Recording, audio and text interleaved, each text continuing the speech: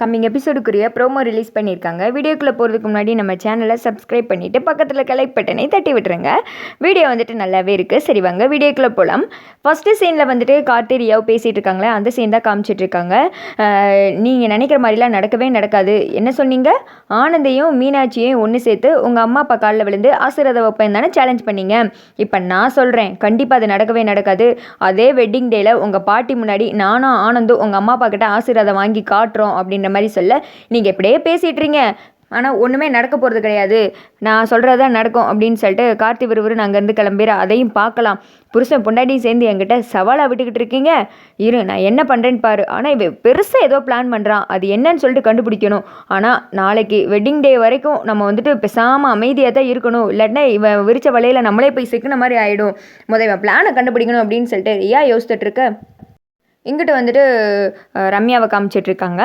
அவங்க வந்துட்டு தீபா வேறு இன்வைட் பண்ணிட்டாலே என்ன பண்ணுறது அப்படின்னு சொல்லிட்டு யோசிச்சுட்டே இருக்க, திடீர்னு அவங்களோட மான இல்லாத சாட்சி வந்துருதுங்க. ஐயோ வேறு வேலையே இல்லையா, ஒரே எம்டி சட்டிக்குள்ளே போட்ட சப்பக்கரண்டி மாதிரி சப்பையாக இருக்கப்பா எல்லா சீனும் அப்படின்ற மாதிரி இருக்குது.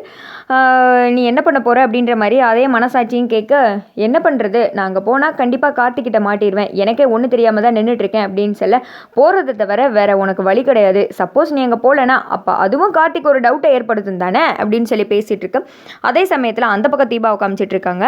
பேசாமல் நம்ம அம்மு கால் பண்ணிட வேண்டிதான், அவள் வரலாட்டி என்ன பண்ணுறது, எதுக்கும் ஒரு டைம் வந்துட்டு நம்ம ஞாபகப்படுதா அப்படின்னு சொல்லிட்டு தீபா வந்துட்டு கால் பண்ணியிருக்காங்க. இந்த பக்கம் வந்துட்டு தீபா தான் கால் பண்ணுறா அப்படின்னு சொல்ல, முதல்ல அட்டன் பண்ணி பேசு அப்படின்ற மாதிரி மனசாட்சி சொல்ல, ரம்யா வந்துட்டு அட்டன் பண்ணி பேசுகிறாங்க. சொல்லு தீபா அப்படின்ற மாதிரி சொன்னதுமே, இங்கே பாருடி, நாளைக்கு அத்தை மாமாவோட வெட்டிங் டே, நான் வந்துட்டு எதுக்கு ஒரு தடவை உனக்கு கடைசியாக ஞாபகப்படுத்துகிறேன், நீ கண்டிப்பாக வரணும் அப்படின்னு சொல்ல, சரிடி வந்துடுறேன் அப்படின்றாங்க. சும்மா சொன்னால் மட்டும் போதாது, பிறகு வேலை இருக்குது அது இருக்குது அப்படின்னு சொல்லிட்டு நீ வராமல் விட்டுருவேன்.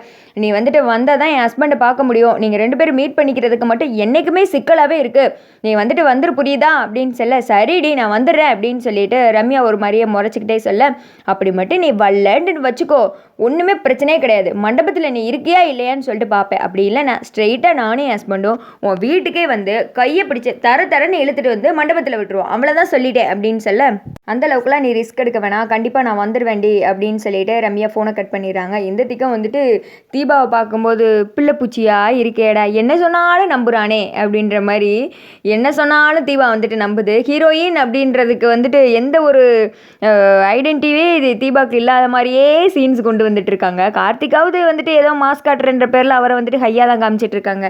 தீபாவை போட்டு இப்படி படுத்து எடுக்கிறீங்களே அப்படின்ற மாதிரி தான் இருக்குது. கிட்ட வந்துட்டு ரம்யா முறைச்ச மணிக்கே நின்றுட்டு இருக்கா. என்ன சொல்ல போகிற பாரு, இப்போ ஃபோன் பண்ணி உன்னை கூப்பிட்ற அளவுக்கு வந்துட்டா, அவகிட்ட எதோ சாக்கு சொல்லி வராமல் இருந்தேன்னா அவளுக்கே டவுட் வந்துடும் அப்படின்னு சொல்ல, நான் வந்துட்டு கண்டிப்பாக நாளைக்கு ஃபங்க்ஷனுக்கு போகத்தான் போகிறேன். அதே சமயத்தில் கார்த்தி வந்துட்டு என்னை பார்க்க முடியாத அளவுக்கு நான் பண்ணத்தான் போகிறேன். நான் மண்டபத்தில் இருப்பேன், ஆனால் எக்காரணம் கொண்டு கார்த்தி வந்துட்டு என்னை பார்க்க முடியாது, அதுக்கு ஃபுல் கேரண்டி அப்படின்னு சொல்ல, அப்படி என்ன போகிற அப்படின்ற மாதிரி கேட்க, அது நாளைக்கு ஃபங்க்ஷன்லேயே பாரு அப்படின்ற மாதிரி ஒரு மாதிரி வெள்ளத்தனமாக யோசிச்சுட்டு இருக்க. ரம்யாவோட மானங்கட்ட சாட்சி பேசுதோ என்னமோ, அவள் லூஸா நம்ம லூஸா தெரியல, பொழுதன்னைக்கு ஒரே நைட் ட்ரெஸ்ஸை போட்டு மனசாட்சி வந்து நின்றுது. என்னையா சீன் எடுக்கீங்க அப்படின்ற மாதிரி தான் இருக்குது. ஒரே வந்துட்டு பாட்டி வர்றதுக்குள்ளே போராக்கி முடிச்சிருவாங்க போல். பாட்டி வர போகிறாங்க, சீன்ஸ்லாம் நல்லா இருக்கும் அப்படின்னு சொல்லிட்டு நம்ம என்ஜாய் பண்ணி பார்க்கணும்னு நினச்சிக்கிட்டு இருந்தா, நான் இல்லை நான் வந்துட்டு குண்டு சட்டிக்குள்ளே குதிரை ஓட்டுவேன் அப்படின்ற மாதிரியே டேரக்டர் வந்துட்டு கொண்டு போய்கிட்டு இருக்காரு. சரி இனி பாட்டி வர சீன்ஸ்லையாவது நல்லா போகுதா, த்ரில்லிங்காக இருக்க போதான்னு சொல்லிட்டு பார்க்கலாம். நம்ம ஒரு பிரச்சனையை மலை மாதிரி நினைப்போம், ஆனால் அதை அப்படியே தூசு மாதிரி தள்ளி விட்டு பின்னாடி இருக்கிற தூசு மாதிரி பிரச்சனையை மலை மாதிரி கொண்டு வந்து வச்சிருவாரு. நம்ம வந்துட்டு ரியா பிரச்சனை தான் பெருசாக இருக்கும், சவாலில் ஜெயிச்சாலும் ரியா வீட்டை விட்டு போக மாட்டா அப்படி இப்படின்ற மாதிரி நினச்சோம். பார்த்தா ரியாவை வீட்டை விட்டு அனுப்பிச்சிருவாங்க போல. இப்போ கார்த்தி பிரச்சனை தான் பெரும் பிரச்சனையாக இருக்கும் போல. இந்த ரம்யா வந்துட்டு போகாதுன்னு நினைக்கிறேன். இதை பற்றி என்ன நினைக்கிறீங்கன்னு சொல்லிட்டு கமெண்ட் பண்ணுங்கள்.